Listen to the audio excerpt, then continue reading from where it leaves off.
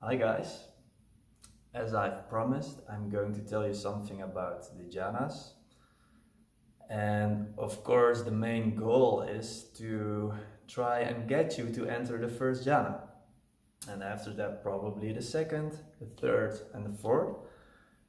And why you should enter the jhanas is that it makes your meditation much more interesting, more fun, but also because it just gives amazing insight into the true nature of things, because the hindrances are abandoned. So there is no desire, there is no dullness, there is no aversion, no doubt. And that makes everything so much easier to see. Um, Okay, let's start out with the preparations. Step one, and some of you will not like this step, but smile. Before you go and sit, just try to have this little smile on your face. One reason for that is that it just builds a positive connection between sitting and yeah, the smile, which is positive in itself. And the second reason is that it's a really great way to enter the first jhana, because when you have a smile, there's also this physical pleasantness accompanied with it. So when you do not feel like smiling, I actually don't care, you should just smile. Step two. Step two is about letting go of the hindrances. And this could be a hard part because some of you are struggling with dullness. But the main thing you should do is not trying to have a desire to reach the jhanas, because that's counterproductive. It keeps you off the object, and it will just get you from entering the first jhana. So what I should advise is that when you have a thought like, oh, I really want to enter this first jhana, just note it as desire and bring your attention back to the breath immediately. That's the same with dullness, and that's the same with aversion. Just try to let them be, do not fight them. If you're aware of them, just note them and bring your attention back. And congratulate yourself, which is actually step three. It's about building access concentration. And access concentration is a state of mind that is not really hindered by the hindrances. There is still a stream of thoughts in the background, but your attention is really with the breath, with the in and the out breath. So awareness, you know that you're breathing in, you know that you're breathing out. There can still be thoughts in awareness, but that doesn't really matter. The main point is that you're focusing on the breath, essentially TMI, which all of you guys know very well. You know when you're in access concentration, when you have a period of like 2 minutes, when there's just this click, attention is just on the breath, awareness is still big, and there is thoughts and there are sounds, doesn't matter. As long as your attention is on the breath and it just remains there. That's the essential part. Then you're in access concentration, and then it's time to move on. Another thing to know you're in access concentration is that sometimes there will be a diffused white light in your vision field, and this is a sign of improved concentration. So if you have that, yeah, you're ready to enter the first jhana. And that's where things get fun. So congratulations. The first jhana. The first jhana is a really ecstatic state. You really feel the trembling in your body. You feel really, really exhilarated, which is great fun in the beginning, but it gets quite annoying after a while. But yeah, let's just try to get there first. Step 1. The breath in access concentration may feel really shallow. It's like you want to deepen it, like you want to change it. Don't do that. Just let it be. And it's kind of hard, but when you change your breath, you're just all out of your focus. So let it be weird, let it be strange, doesn't matter. Step 2. Step 2 is about finding pleasant sensations in your body, because that is the way to enter the first jhana. So while keeping your attention at the breath at the nose, try to find some pleasant feeling sensations in your awareness.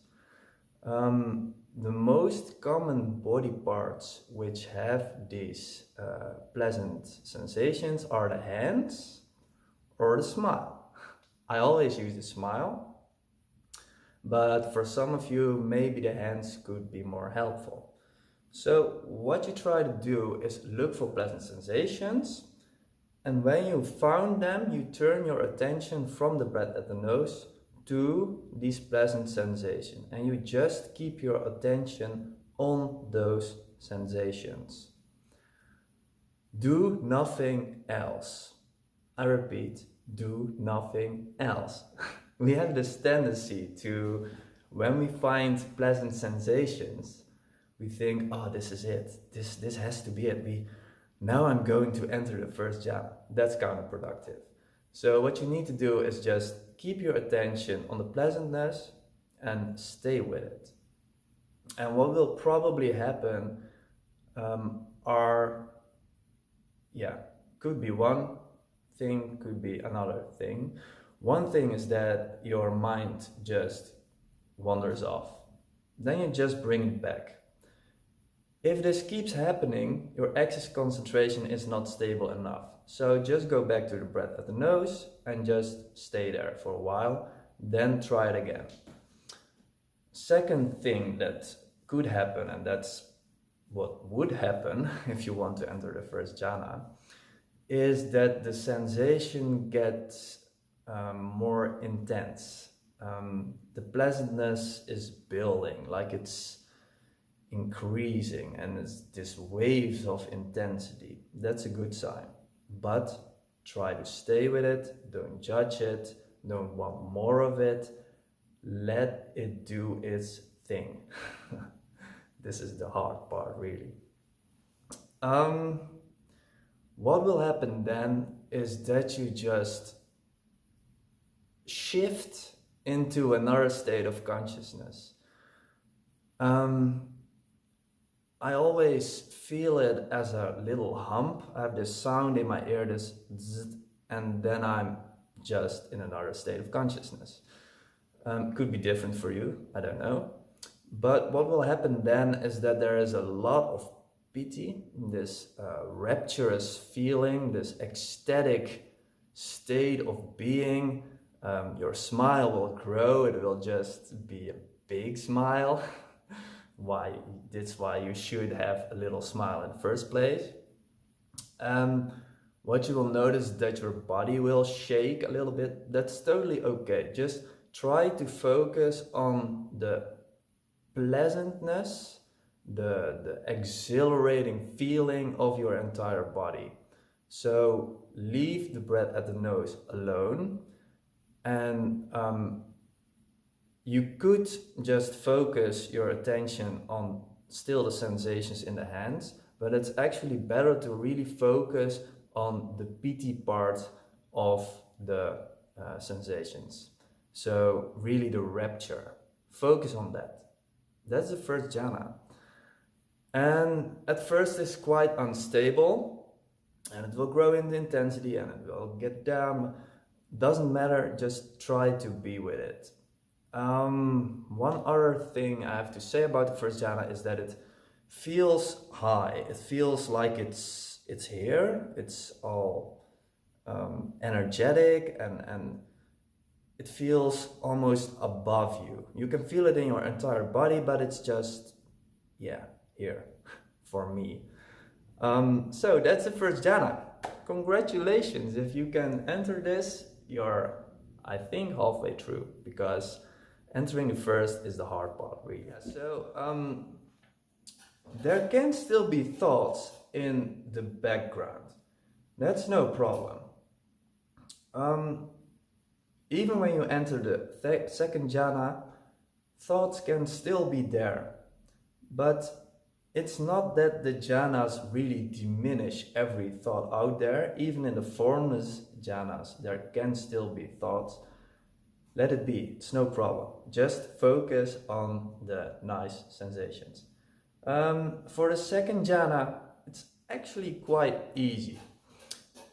In the first jhana, there is a sukha part and there is a piti part. And the sukha part is more the joyous feeling, the more refined state of happiness. And the piti part is the rapturous, exhilarating state of, yeah, could you call it happiness? More like ecstasy. We want to move those around. So this one is more in the foreground in the first jhana, and we want the sukha part to be more in the foreground in the second jhana. So what we're going to do is try to find a place where sukha is more dominant. So you aim your attention at the sukha, just keeping the piti in your awareness, no problem. And what you do then is just take a really deep breath in and out, really slowly and fully.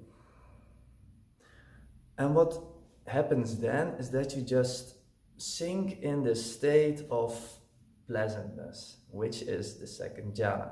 It's much more pleasant because it's not so energetic, shaking. It's just a more silent place, and sukha is more profound, so really the joyous feeling of being. I noticed that when I go into the second jhana from the first, it's like sinking down to your chest, and it's like all these positive sensations, these pleasant sensations flow from your chest to your feet and your hands. That's the main attention point for me, the feet and the hands. You can feel it in your entire body, but I focus my attention on the pleasant sensations in the feet and hands. Yeah, that's the second jhana. It's as easy as that. It sounds really simple. I know it's quite hard in the beginning, but once you get there, it will be quite easy to get from the first to the second, to the third, to the fourth. So yeah. It's time to enter the third jhana. In the second jhana, there's still a little piti left. So it's more sukha, more joyous feelings, but there is still this little intensity, shakiness, and that can get a little annoying when you stay there for a while. Then it's time to move on to jhana number 3. And the way to do that is to find the contentment in your body. So instead of focusing on the more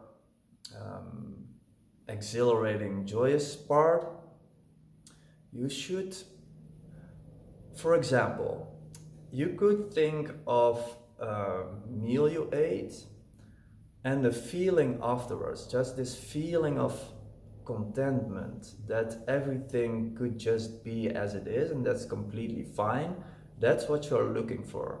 So try to think of a moment in which you felt just really content. And when your attention is on this feeling, do the breath again. So breathe in, slowly breathe out. What happens then is that you will have this feeling of sinking again for a bit. And the third jhana is more located, for me at least, in my stomach area. It's more quiet, it's almost equanimous, but there's still a feeling of joy. It's a really nice place to be. Quiet, there are still some thoughts in the background. Could be, if you remain there longer, they could disappear. But it's a more refined state than the second jhana. Second jhana is really happy. Third jhana is more about contentment, just being with whatever comes up. So time for the fourth. Yeah, the fourth jhana. Here's where it gets interesting, because if you have never experienced equanimity before, the fourth jhana is almost the same feeling as equanimity, which you will get from climbing up the stage of insight. Entering the fourth jhana is kind of easy if you know how to work with it. So in the third jhana, you're content. When you're content, you have this little Buddha smile, this faint smile on your face probably. So one way to enter the fourth jhana is to just let go of that smile. So you could try to do it like this. You saw that sinking of the smile, and that could be enough to have a sinking feeling. Another way to do it is just try to let go of the happiness. So there is still happiness, there is still sukha. Just try to let go of it and try to focus on the silence, the equanimous part of sitting, which is quite hard to find. So I would recommend to use the lowering of your smile instead. What happens then is that you have this feeling of just sinking down, really slowly sinking down. It's as if your body is sinking down while your environment just stays the same, which feels really strange. And if, for example, the third jhana is that you're some kind of underwater with your entire body, the fourth jhana is where you are underwater but you just sink to the bottom. It really feels like that. And what can happen is that your body bends forward, and let that be. Just let everything be. And that can take a while, this sinking feeling. But what you really need to do is accept it, let it be. Because equanimity is all about accepting. And this part is too. When you are in the fourth jhana, it's quite an amazing place to be in, because there is neither pain nor joy. This may sound weird, but everything is just fine as it is. There are no thoughts in the background. Could be, but there are no problem. There could be some unpleasant sensations in your body, but they are no problem. It's just this totally refined state of being. And that's what makes it probably, for me at least, the most nice jhana to be in. Yeah. So if you have entered the fourth jhana, you could try to play with downgrading to the third jhana, maybe downgrading to the second jhana, and build up again. So what we need to do is really train the moments for entering them, because staying in the jhanas is not really the hard part. The hard part is to enter them and pop out of them again. No, that's quite easy. But to enter them, and once you really get a sense of how you can enter them, it really gets quite easy. For example, I just sit, I focus the breath of the nose, axis concentration builds up. I have this little smile, I focus on the left side of my smile, bam, I'm in the first jhana. I get all kind of shaky, and I can even after 20 seconds just let out a big breath, I'm in a second. Then I just focus on contentment, have a nice thought about feeling content, and I'm in the third. Then it's all about letting go, just getting your smile down, and you will just sink in the fourth. And that's it. So I really hope you guys get this, because it really helps your progress.